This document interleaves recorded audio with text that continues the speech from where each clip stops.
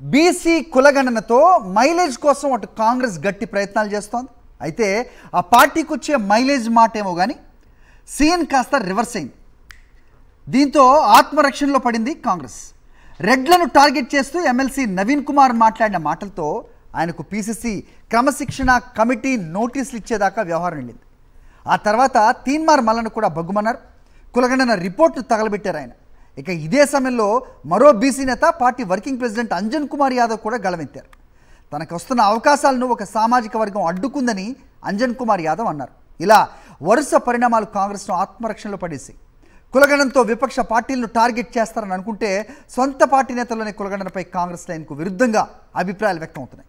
దీంతో అస్తం పార్టీ నేతల్లో scene reverse అయిందన్న గుసగుసలు వినిపిస్తున్నాయి. అనుకున్నది ఒకటైతే అయ్యింది మరొకటి అని గాంధీభవన్ వర్గాల్లో చర్చ జోరుగా సాగుతోంది. ఇక ఇతర పార్టీలో కూడా కులగణనపై తీవ్ర స్థాయిలో విమర్శలు వ్యక్తం అవుతున్నాయి. దీంతో తెలంగాణ రాజకీయాల్లో బీసీ వార్ మరింత వాడి వేడిగా మారింది.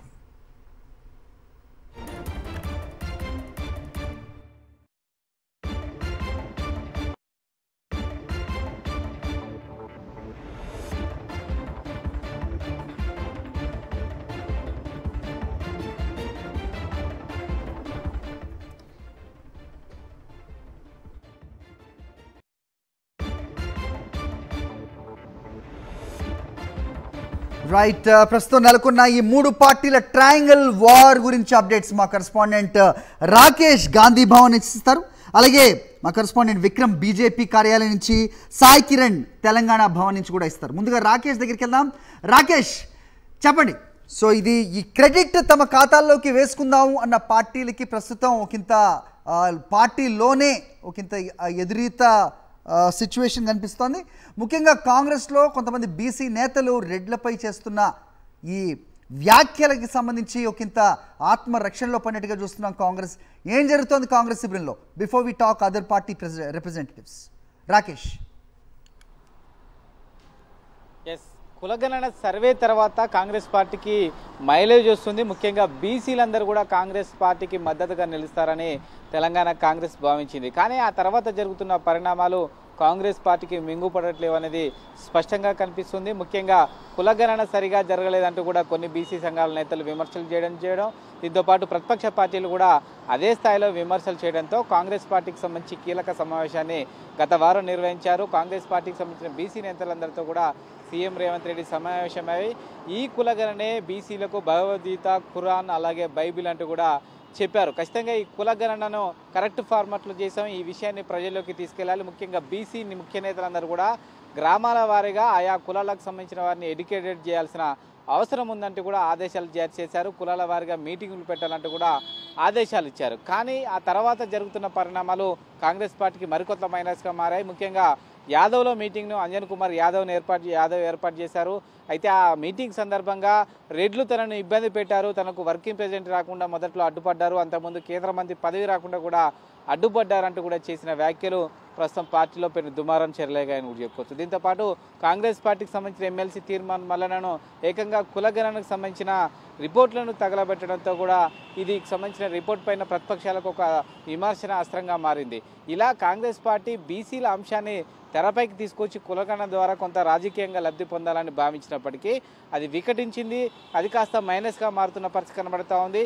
ఇటు ఇతర కులాలు కూడా కొంత నెగటివ్గా చూస్తున్న పరిస్థితి కనబడుతూ ఉంది. బీసీలందరూ మద్దతుగా నిలవడపోగా మిగతా కులాల వారిను సొంత పార్టీ నేతలు కానీ మిగతా వాళ్ళు తిట్టడం వల్ల ఈ కులగణన చేయడం ద్వారానే ఇదంతా జరుగుతుందనే అభిప్రాయం ఆయా కులాల్లో వ్యక్తం అవుతోంది. దీంతో కాంగ్రెస్ పార్టీ ఏం చేయాలనే దానిపైన మీమాంస పడింది.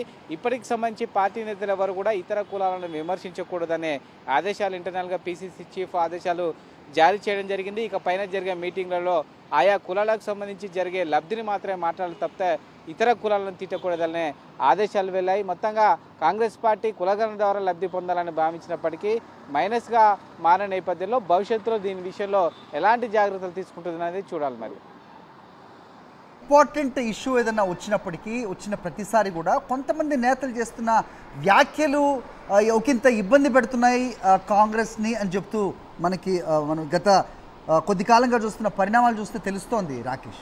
అటు హైడ్రా అంశంలో దాని నాగేందర్ కావచ్చు, ప్రస్తుతం బీసీ కులగణన అంశంలో బీసీ నాయకులు అవ్వచ్చు, ఎక్కడ చెడిందంటారు? ఇది నాయకుల్లో ఉన్న అసంతృప్తిగానే చూడాల్సిన అవసరం ఉందా, లేదంటే సామాజిక వర్గంలో కూడా ఇలాంటి డిఫరెన్సెస్ వస్తాయని భయపడుతున్నారు నాయకులు అంటే ఏం చెప్తారు?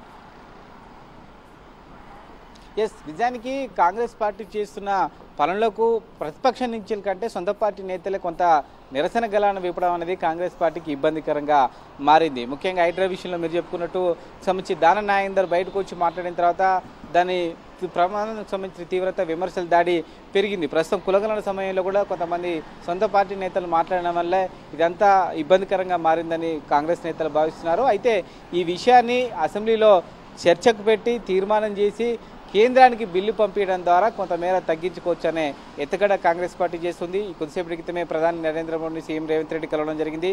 కులగణన అంశాన్ని కూడా ప్రస్తావించినట్టు సమాచారం. త్వరలోనే అసెంబ్లీలో బిల్ తీసుకొచ్చి దీన్ని కేంద్రానికి పంపిస్తామనే సమాచారాన్ని కూడా ప్రధానికి చెప్పినట్టుగా తెలుస్తోంది. ఇలాంటి అంశాల ద్వారా సొంత పార్టీ నేతల విమర్శలు అయితేంది, ప్రతిపక్షాలు చేస్తున్న విమర్శలు అయితేంది, వీటిని తిప్పికొట్టడం కోసం ఈ రెండు అంశాలను కీలకం చేయబోతుంది తెలంగాణ కాంగ్రెస్. అందుకోసమే మార్చ్ ఫస్ట్ వీక్లో అసెంబ్లీ పెట్టి అక్కడ ఈ యొక్క కులగణనకు సంబంధించి బిల్ చేసి అక్కడి నుంచి కేంద్రానికి పంపించి తద్వారా ఈ మొత్తం నెగిటివిటీని పాజిటివ్గా మార్చుకోవాలనే ఎత్తుగడనైతే కాంగ్రెస్ పార్టీ చేస్తూ ఉంది. కానీ కాంగ్రెస్ పార్టీ సొంత నేతలు కొన్ని సందర్భాల్లో విమర్శలు చేయడం కాంగ్రెస్ పార్టీకి ప్రతిపక్ష నేతలు చేస్తున్న విమర్శల కంటే డ్యామేజ్ ఎక్కువ అవుతున్న పరిస్థితి కనబడుతుంది. ఓకే రాకేష్, ఒకసారి విక్రమ్ దగ్గరికి వెళ్దాం. సో బీజేపీ కార్యాలయం వద్ద నుంచి మా కరెస్పాండెంట్ విక్రమ్ మరిన్ని అప్డేట్స్ ఇస్తారు. విక్రమ్, చెప్పండి, బీసీ కులగణన అంశం మొత్తానికి 3 పార్టీల్లో ఒక ట్రయాంగిల్ వార్కి తెరలేపిన పరిస్థితి మనం చూస్తూ ఉన్నాం. సో కాంగ్రెస్ అయితే అంతర్మదనంలో పడింది, ఎందుకంటే సొంత పార్టీ నాయకులు చేస్తున్న విమర్శల్ని బట్టి. బీజేపీ శిబిరంలో ఏం నడుస్తాం? హరి, తెలంగాణ బీజేపీ కులగణనకు వ్యతిరేకం కాదని చెప్పి ప్రకటించిన పరిస్థితి అయితే ఉంది. అయితే కులగణన అన్నది డిఫెన్స్లో పడేస్తుందా అని చెప్పి తెలంగాణ బీజేపీ నేతలు కొంత మొదట భయపడిన పరిస్థితి అయితే ఉంది. కులగణన రిపోర్ట్ బయటికి వచ్చిన తర్వాత తమ నెత్తిన పాలు పోసినట్లయిందని చెప్పి తెలంగాణ బీజేపీ నేతలు భావిస్తున్న పరిస్థితి ఉంది. కులగణనలో బీసీలను తక్కువ చేసి చూపించారని చెప్పి బీజేపీ ఆరోపణ చేస్తుంది. కేవలం ముస్లింలను 10% చూయించి బీసీలను తగ్గించి చూపారని చెప్పి బీజేపీ ఆరోపిస్తుంది. ముస్లింలను తొలగించి తమకు తీర్మానం చేసి పంపితే కేంద్రాన్ని దగ్గరుండి ఒప్పించి చట్టం చేసి పంపిస్తామని చెప్పి బీజేపీ సీనియర్ నేత కేంద్ర మంత్రి బండి సంజయ్ స్పష్టం చేసిన పరిస్థితి ఉంది. అయితే బీసీలలో హిందూ బీసీలు, ముస్లిం బీసీలు అని చెప్పి రాజ్యాంగ విరుద్ధంగా బీజేపీ వాడారని చెప్పి బీజేపీ ప్రశ్నిస్తున్న పరిస్థితి ఉంది. మొత్తంగా మనం చూసుకోవచ్చు, బీసీ నినాదం అన్నది కొంత బీజేపీ మొదటి నుంచి చెప్తుంది. బీజేపీ రాష్ట్ర ముఖ్యమంత్రి అభ్యర్థిగా బీసీనే పెట్టి ముందుకు వెళ్ళిన పరిస్థితి ఉంది. ఈ నేపథ్యంలో బీసీ నినాదం రాష్ట్రంలో కొనసాగుతున్న పరిస్థితి ఉంది. బీసీ కులగణన అన్నది కొంత ఇబ్బందికరంగా మారుతుందని తొలుత అనుకున్నప్పటికీ కూడా తర్వాత ఈ జరుగుతున్న పరిణామాలన్నింటినీ కూడా చూస్తే ఖచ్చితంగా తమ నెత్తిన పాలు పోసినట్టు అయిందని చెప్పి తెలంగాణ బీజేపీ నేతలు అయితే భావిస్తున్న పరిస్థితి ఉంది. 42% ఖచ్చితంగా స్థానిక సంస్థల్లో ఎన్నికల్లో బీసీలకు రిజర్వేషన్ ఖచ్చితంగా ఇవ్వాలని చెప్పి బీజేపీ డిమాండ్ చేస్తుంది. దానికి సంబంధించి అసెంబ్లీ సమావేశాలు పెట్టి తీర్మానం చేసి ముస్లింలను తొలగించి బీసీ జాబితాను కేంద్రానికి పంపిస్తే ఖచ్చితంగా దగ్గరుండి ఆమోదింపజేస్తామని చెప్పి బీజేపీ నేతలు అయితే చెప్తున్న పరిస్థితి ఉంది. కాంగ్రెస్ కోర్టులోకే బీజేపీ నెట్టేస్తున్న పరిస్థితి ఉంది. అయితే ఈ అంశం అసెంబ్లీ సమావేశాల తర్వాత తీర్మానం చేసిన తర్వాత కేంద్రం ముస్లింలతో కలిపి బీసీ జాబితాను పంపిస్తారా, ముస్లింలు లేకుండానే బీసీ జాబితాను కేంద్రానికి పంపిస్తారా అన్నది కొంత ఆసక్తికరంగా మారింది. జీహెచ్ఎంసీ ఎన్నికల్లో చూసుకుంటే దాదాపుగా 150 డివిజన్లలో ముస్లింలు ఎక్కువ సంఖ్యలో, బీసీ దగ్గరలో కూడా ముస్లింలు పోటీ చేసి గెలిచారు. ఎక్కువ సీట్లు మైనార్టీలు, బీసీలకు రావాల్సిన సీట్లను కూడా మైనార్టీలు ఎక్కువగా గెలుస్తున్నారు అన్నది ప్రధానంగా బీజేపీ చేస్తున్న ఆరోపణ. ఈ నేపథ్యంలో నిజమైన బీసీలు లబ్ధి పొందకుండా ముస్లింలు లబ్ధి పొందుతున్నారు. ఈ నేపథ్యంలో బీసీలకు అన్యాయం జరగకుండా ఖచ్చితంగా ముస్లింలను తొలగించిన తర్వాతనే బీసీ జాబితాను 42% రిజర్వేషన్లు ఇవ్వాలని చెప్పి తెలంగాణ బీజేపీ డిమాండ్ చేస్తున్న పరిస్థితి ఉంది. హరి, విక్రమ్, మా కరెస్పాండెంట్ సాయి కిరణ్తో మాట్లాడదాం. సో బీఆర్ఎస్ వర్గాలు ఏం చెప్తున్నాయి? సో నాయకత్వం అయితే చెప్తోంది బీసీల్లో ఉన్న ఈ కులగణనలో ఇదంతా ఫేక్ అంటూ, అలాగే బీసీ వర్గాలు తగ్గిపోయాయంటూ కూడా బీఆర్ఎస్ విమర్శలు చేస్తున్న నేపథ్యం కూడా కనిపిస్తోంది. మా కరెస్పాండెంట్ సాయి కిరణ్ ఉన్నారు. సాయి కిరణ్, చెప్పండి, కాంగ్రెస్ చేస్తున్న ఈ కులగణన అంశం బీఆర్ఎస్ విమర్శిస్తోంది. సో ఏ రకంగా చూడాలి, ఏం చెప్తున్నారు నాయకులు, ఏంటి మీ దగ్గర ఇన్పుట్స్? ఒకసారి తెలంగాణలో కాంగ్రెస్ ప్రభుత్వం రీసెంట్గా చేసినటువంటి కులగణన సర్వే అనేటువంటిది పూర్తిగా తప్పుల తడక అంటూ బీఆర్ఎస్ పార్టీ ఆరోపిస్తుంది. అందుకు తగ్గట్టుగా వాళ్ళు కొన్ని ప్రూఫ్స్ కూడా చూపిస్తున్నారు. అయితే తెలంగాణ ఏర్పడినప్పుడు అప్పుడు కేసీఆర్ ప్రభుత్వం మొదటగా ఫామ్ అయినప్పుడు 2014లో సమగ్ర కుటుంబ సర్వే పేరుతో తెలంగాణలో ఒక పండగల మేము ఒక సర్వే చేశాము. అందులోనే అప్పుడు కేసీఆర్ చేసినటువంటి సర్వేలోనే బీసీలు దాదాపు 51% బీసీలు తేలారు. కానీ ఇప్పుడు రేవంత్ రెడ్డి ప్రభుత్వం అంటే కాంగ్రెస్ ప్రభుత్వం చేసినటువంటి సర్వేలో బీసీలు 46% అని చెప్పి వాళ్ళు ఒక రిపోర్ట్ ఇచ్చారు. మరి 2014లో 51% ఉంటే మరి ఇప్పుడు 46%కు ఎలా తగ్గుతారు? అంటే కాలక్రమేణా సంవత్సరాలు పెరిగే కొద్దీ జనాభా పెరుగుతూ ఉండాలి, కానీ మరి జనాభా ఏ విధంగా తగ్గారు అంటే 5%గా బీసీలను తక్కువ చేసి చూపించింది కాంగ్రెస్ పార్టీ అనేటువంటిది బీఆర్ఎస్ ప్రధానంగా ఆరోపిస్తుంది. అలాగే ఎన్నికల ముందు కూడా బీసీ డిక్లరేషన్ పేరిట బీసీలకు దాదాపు 42% చట్టసభల్లో కావచ్చు అవకాశం రిజర్వేషన్లు ఇస్తామని చెప్పి కాంగ్రెస్ పార్టీ హామీ ఇచ్చింది అనేటువంటిది కూడా చెప్పారు. కానీ ఆ హామీని కూడా నెరవేర్చలేకపోయింది కాంగ్రెస్ పార్టీ అనేటువంటిది. ముఖ్యంగా పెద్ద ఎత్తున బీసీల తరపున పోరుకు బీఆర్ఎస్ సిద్ధమైంది. మొన్ననే 2 వారాల కింద బీఆర్ఎస్ వర్కింగ్ ప్రెసిడెంట్ ఎమ్మెల్యే మాజీ మంత్రి కేటీఆర్ ఇటు బీసీ నేతలందరితో కూడా తెలంగాణ భవన్లో సమావేశమయ్యారు.